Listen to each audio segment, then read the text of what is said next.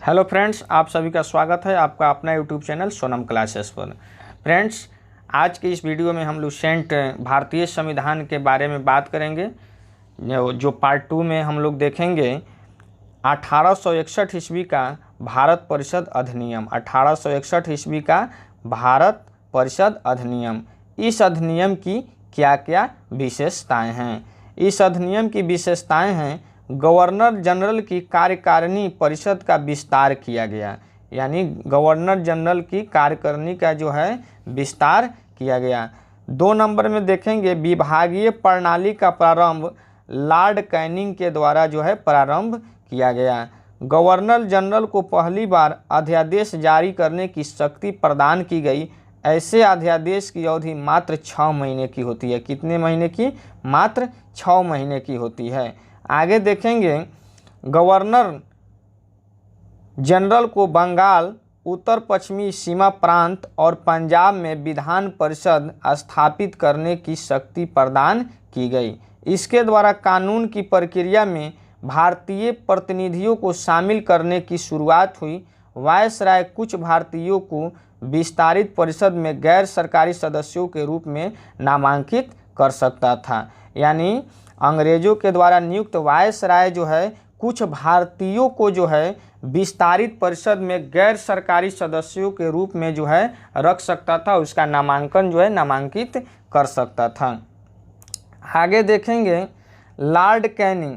1862 ईस्वी में Lord Canning ने 3 भारतीयों, बनारस के राजा, पटियाला के महाराज और सर दिनकर राव को विधान परिषद में मनोनीत किया। यानी लॉर्ड कैनिंग ने 1862 ईस्वी में 3 भारतीय जो थे, एक थे बनारस के राजा, दूसरा पटियाला के महाराजा और तीसरा जो है सर दिनकर राव को विधान परिषद के लिए मनोनीत किया, यानी विधान परिषद का सदस्य बनाए। 1873 ईस्वी का अधिनियम। इस अधिनियम द्वारा यह उपलब्ध किया गया कि ईस्ट इंडिया कंपनी को किसी भी समय भंग किया जा सकता है, यानी ईस्ट इंडिया कंपनी को किसी भी समय भंग किया जा सकता है। वह किस अधिनियम के तहत? तो 1873 ईस्वी के अधिनियम के तहत। 1 जनवरी 1884 ईस्वी को ईस्ट इंडिया कंपनी को औपचारिक रूप से भंग कर दिया गया। यानी अगर प्रश्न पूछे कि ईस्ट इंडिया कंपनी को किसी भी समय एकाएक भंग किया जा सकता है, वह किस अधिनियम के तहत? तो 1873 ईस्वी के अधिनियम के तहत। अगर ये पूछ दिया जाए कि औपचारिक रूप से ईस्ट इंडिया कंपनी को कब भंग कर दिया गया, तो 1 जनवरी 1884 ईस्वी को जो है औपचारिक रूप से ईस्ट इंडिया कंपनी को भंग कर दिया गया। नेक्स्ट क्वेश्चन देखेंगे, यानी नेक्स्ट पॉइंट, शाही उपाधि।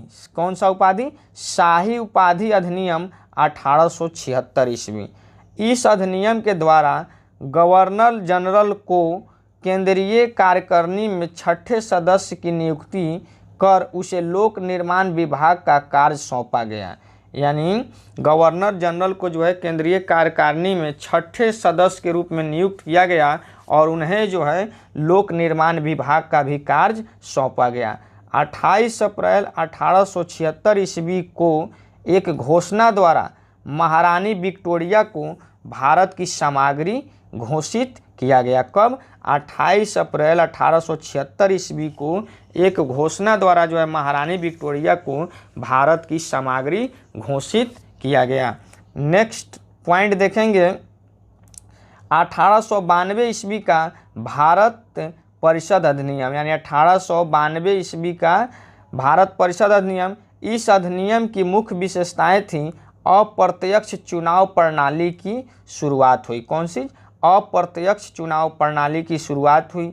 इसके द्वारा राजस्व एवं व्यय अथवा बजट पर बहस करने तथा कार्यकारिणी से प्रश्न पूछने की शक्ति दी गई। यानी जो भी कार्यकारिणी के सदस्य होते थे, जो उनसे जो है पूछने की शक्ति जो है वह 1892 ईस्वी का भारत परिषद अधिनियम के द्वारा जो है प्रदान की गई। नेक्स्ट पॉइंट देखेंगे 1909 ईस्वी का भारत परिषद अधिनियम। जिसे मार्ले-मिंटो सुधार भी कहा गया। क्या कहा गया? मार्ले-मिंटो सुधार भी कहा गया 1909 ईस्वी का भारत परिषद अधिनियम को। पहली बार मुस्लिम समुदाय के लिए पृथक प्रतिनिधित्व का उपबंध किया गया, यानी पहली बार जो है मुस्लिम समुदाय के से भी प्रतिनिधित्व करने के लिए जो है उपाय किया गया, यानी प्रबंध किया गया। इसके अंतर्गत मुस्लिम सदस्यों का चुनाव मुस्लिम मतदाता ही कर सकते थे, यानी मुस्लिम सदस्यों का चुनाव जो है वह कौन कर सकता था? मुस्लिम मतदाता ही कर सकता था। भारत सरकार अधिनियम के तहत पहली बार विधायिका में कुछ निर्वाचित प्रतिनिधित्व की मंजूरी मिली। इस प्रकार इस अधिनियम में सांप्रदायिकता की वैधानिकता प्रदान की गई और लॉर्ड मिंटो को सांप्रदायिक निर्वाचन के जनक के रूप में जाना गया। किसको? तो मार्ले-मिंटो को। अगला पॉइंट हम लोग देखेंगे, भारतीयों को भारत सचिव एवं गवर्नर जनरल की कार्यकारिणी परिषद में नियुक्ति की गई, यानी भारतीयों को भी अब भारत का सचिव एवं गवर्नर जनरल की जो है कार्यकारिणी की जो परिषद थी उसमें नियुक्ति की गई।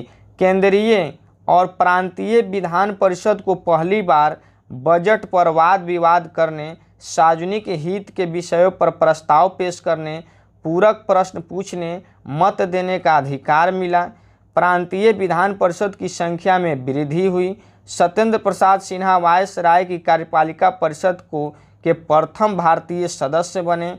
तो कहने का मतलब है कि भारतीयों को भारत सचिव गवर्नर जनरल की कार्यकारिणी परिषद में जो है केंद्रीय प्रांतीय विधान परिषद के बजट पर वाद विवाद यानी बातचीत करने का छूट दिया गया। सार्वजनिक यानी सबके हितों के लिए जो है प्रस्ताव पेश करने और प्रश्न पूछने और मत देने का भी अधिकार दिया गया। प्रांतीय विधान परिषद की संख्या में वृद्धि की गई। सत्येंद्र प्रसाद सिन्हा वायसराय की कार्यपालिका परिषद के प्रथम भारतीय सदस्य भी बने। आगे देखेंगे, उन्हें विधि सदस्य बनाया गया। क्या बनाया गया? उन्हें विधि सदस्य भी बनाया गया। किनको? सत्येंद्र प्रसाद सिन्हा को।